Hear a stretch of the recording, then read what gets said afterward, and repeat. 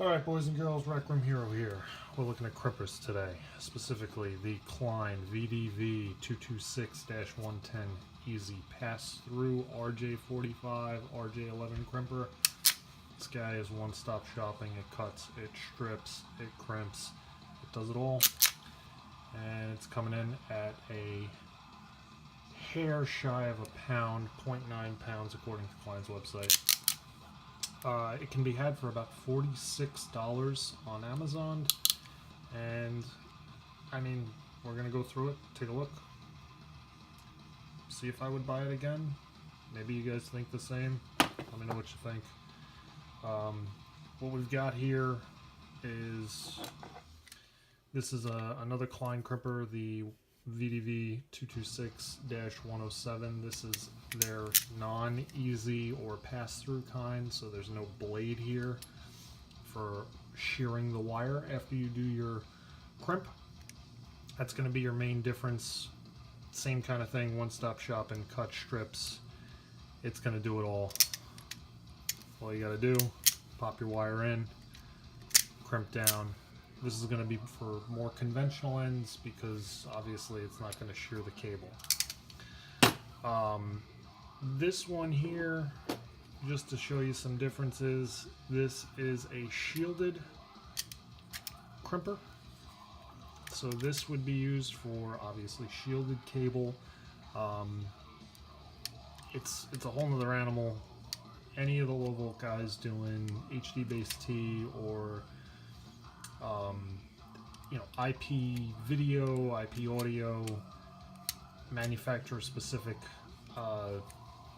video over a CAT you're gonna probably more often than not end up at least being recommended to use shielded CAT for better bandwidth and performance of your components. Almost identical otherwise. This guy's from Platinum Tools. Your biggest difference between these two is when you actually crimp down the end, there is a small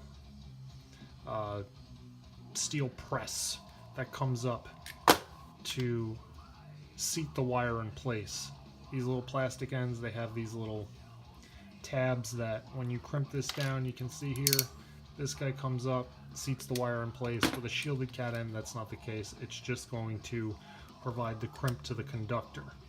So you can see there's nothing there.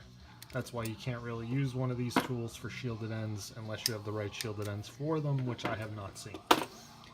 This is what I had been using for probably better part of the last year. It's I don't know if it's Platinum Tools or if it's a knockoff, but it's the one that most low volt guys tend to have that I see out in the field. Same kind of deal. It's the easy with the razor cutter. So once your termination goes through and you have your conductors kind of hanging off the end there, when you crimp, it's going to shear them off.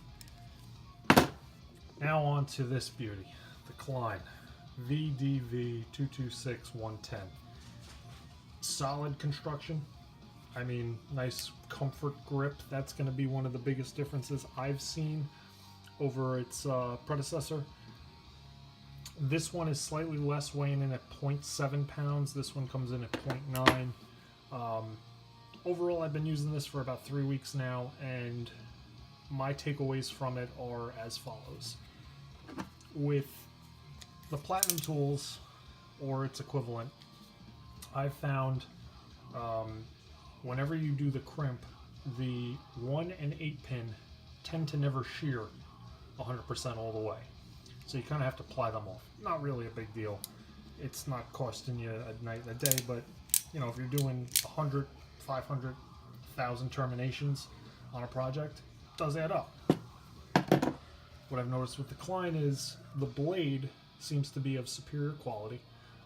It does shear all the wire off when it crimps. However, one of the things I noticed, and this may be because it's engineered for their own easy pass-through RJ45 ends, these Platinum Tool ends, it tends to shear a little bit of the plastic coating off when you actually make the crimp, and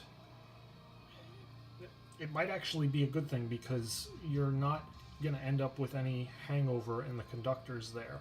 A lot of manufacturers will suggest not using pass-through easy ends with IP video or balance or anything like that, because with the power over the Ethernet on certain pins, if one of the conductors ends up touching something else, it can short something out and cause problems, play hell with the video. I've never run into that. You know, in larger, higher end installations, we tend to go with the shielded ends for our video connections, and pretty much everything else from data on is going to be these little easy guys for, if nothing else, time savings. My takeaway from it is, for 46 bucks, you can't go wrong. This guy can be had for about $30 on Amazon. If you're using conventional ends, it's a great tool. Solid construction. I never really took to using the cutter or stripper that's built into it, only because I found my snips to be a little bit more effective. Having given this a fair run, I'll say the stripper is a little bit better. It doesn't seem to cut the conductors like I ran into with this, you know, in shearing the jacket.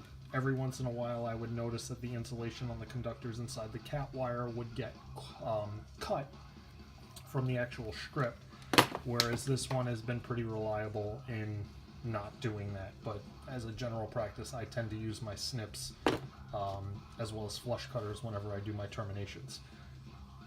Would I buy it again? If I was in a pinch, yes. This Platinum Tools was provided to me when I started with the company I'm with now. It was free, but you know, if you were to go out and buy one of these, I think right now on Amazon it's maybe $56 or so. It can be had for around there. So I mean, overall value, you're getting, in my opinion, a much beefier, a little more comfortable to use tool for less money. It's got the Klein name, which, depending on who you are, you might think that's garbage, or they've slipped in the past years, or they've gotten better. My experience over the past 5 years as a low volt tech, I have some Klein tools. They perform pretty reliably. So would I buy it again in a pinch? Absolutely. Would I make it my go-to tool if I found something else? If I found something that was a little bit better? Probably not. It's a good tool, it's reliable, but it you know, it's not making my life really any easier than this, other than the fact that the blade does trim a little bit better. So you guys be the judge. If you have it, let me know, and let me know what you think. Also, if you found this helpful, please consider donating to your local animal rescue or shelter, rather than hitting the like or subscribe button, because I don't really care about that.